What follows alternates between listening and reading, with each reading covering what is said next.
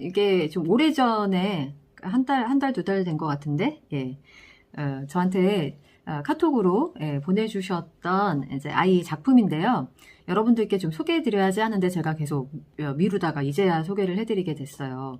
요즘에 이제 뭐 쓰기를 어떻게 하면 좋을까요? 뭐 이런 질문들도 많이 듣게 되었고, 특히 이제 엄마표 용어가 2, 3년 된 친구들의 부모님들께서 댓글로 이렇게 문의를 하시는데, 그런 친구들은 엄마표 2, 3년 넘어간 친구들은 조금 이제 시도를 해볼 때가 되기는 했어요. 근데 어떤 분께서 그런 표현을 써주셨어요. 말하듯이 쓴다라는 표현을 이제 말씀을 해주셨는데, 네, 이게 어떤 거냐면은 그 영어 영상 보기가 굉장히 일상화된 친구들, 혹은 책 읽기가 일상화된 친구들은요, 늘상 듣던 것이기 때문에 그것이 이렇게 아웃풋으로 저절로 이렇게 나오게 되는 과정에서 말하듯이 쓰게 된다라는 표현으로 이제 말씀을 하시는 거죠. 말하기도 쓰기도 다 아웃풋이잖아요.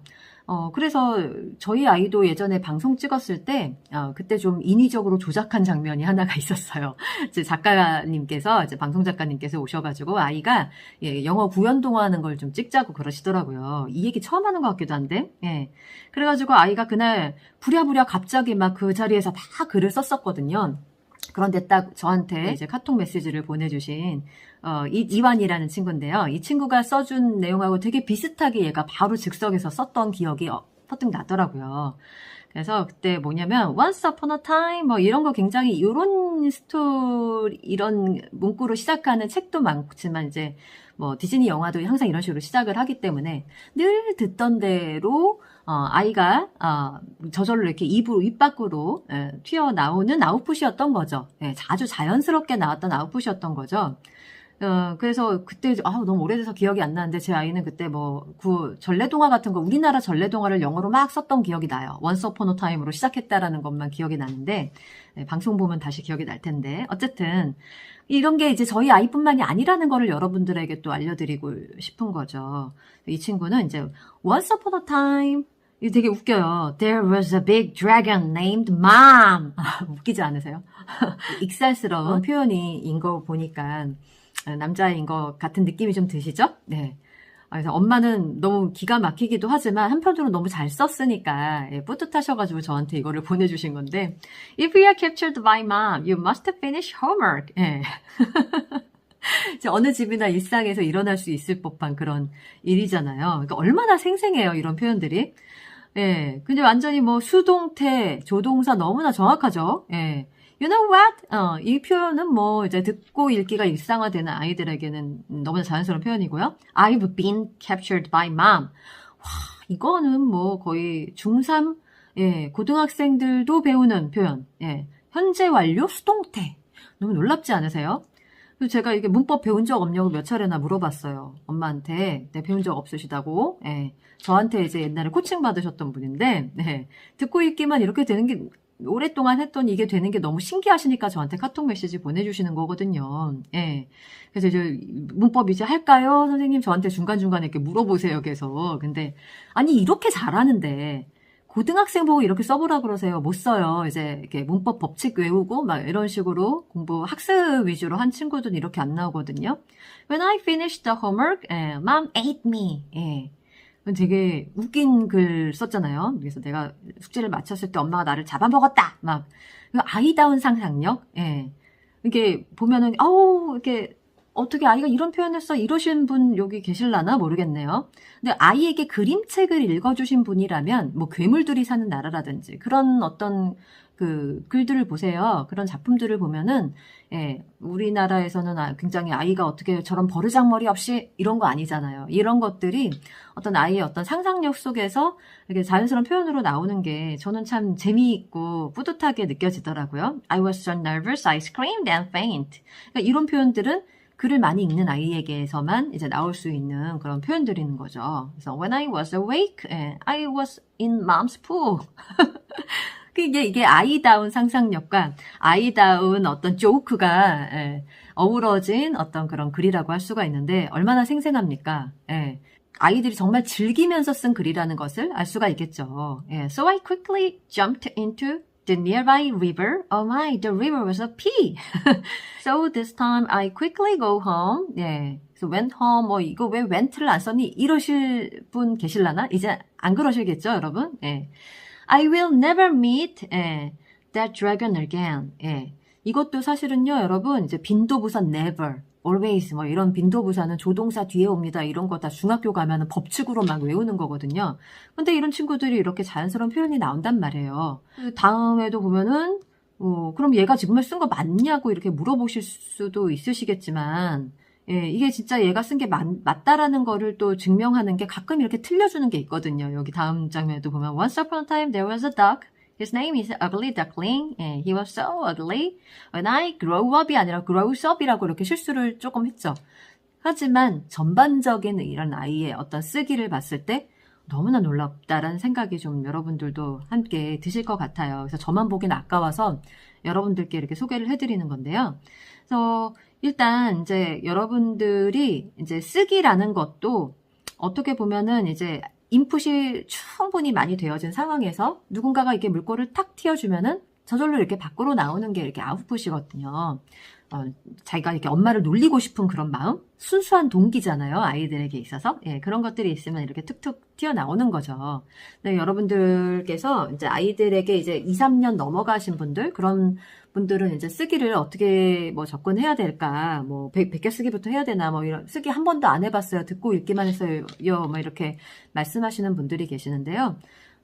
이런 친구들은 이렇게 주제 같은 걸 하나씩 주면 좋을 것 같아요. 그래서 너만의 신데렐라 스토리를 네가 한번 각색을 해보는 게 어떻겠니?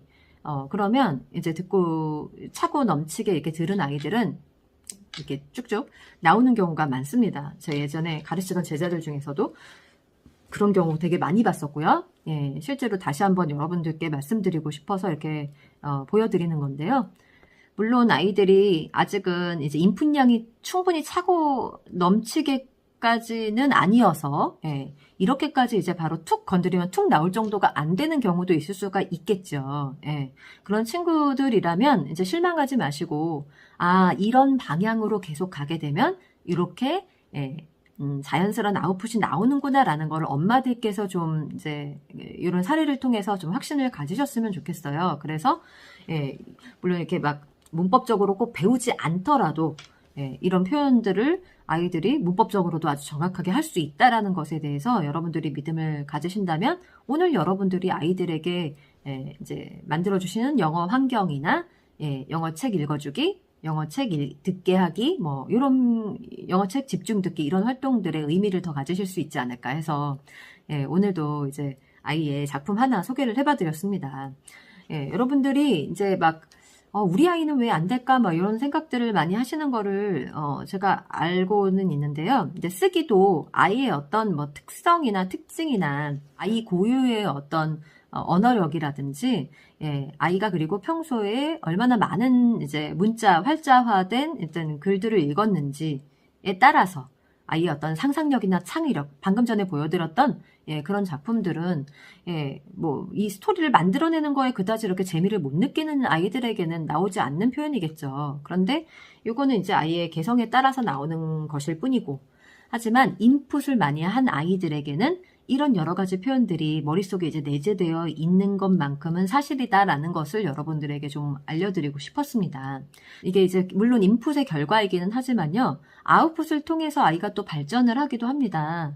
내가 무엇인가를 아웃풋을 이렇게 자유로운 약간 아웃풋을 시도해 볼 때에 그런 진정한 어떤 메타인지 능력이 성장하는 과정을 겪을 수 있는 것 아니겠어요? 근데 그냥 남이 정해준 거를 그냥 따라 쓰고 단순히 이렇게 베껴 쓰기만 하는 것보다는, 그리고 주어진 거를 그냥 하는 것보다는 아이가 정말 재미를 느껴서 정말 잘하고 싶을 때, 그런 것들을 이제 막 찾아도 보고, 내가 모르는 게 뭔지를 알아가지고 한번 다시 지우고 써보기도 하고, 그런 과정을 통해서 아이가 성장하는 것이기 때문에 예, 충분하게 이제 듣고 읽기가 2, 3년 오래된 친구들은요, 지금이라도 엄마들께서 그냥 우리말 어떤 독서록 쓰듯이, 우리말 독서록이나 일기장, 우리말 생각쓰기 쓰듯이 학교에서 내준 그냥 뭐, 우리말 어떤 주제 같은 거 있잖아요. 내가 가장 행복했을 때, 이제 내가 세상에서 제일 좋아하는 거 3가지, 뭐, 이런 것들을 엄마들께서 이렇게 주제를 줘보시면, 예, 아이들이 어느 정도의 어떤 아웃풋으로 나오는지를 조금 눈으로 보실 수가 있을 거예요. 예.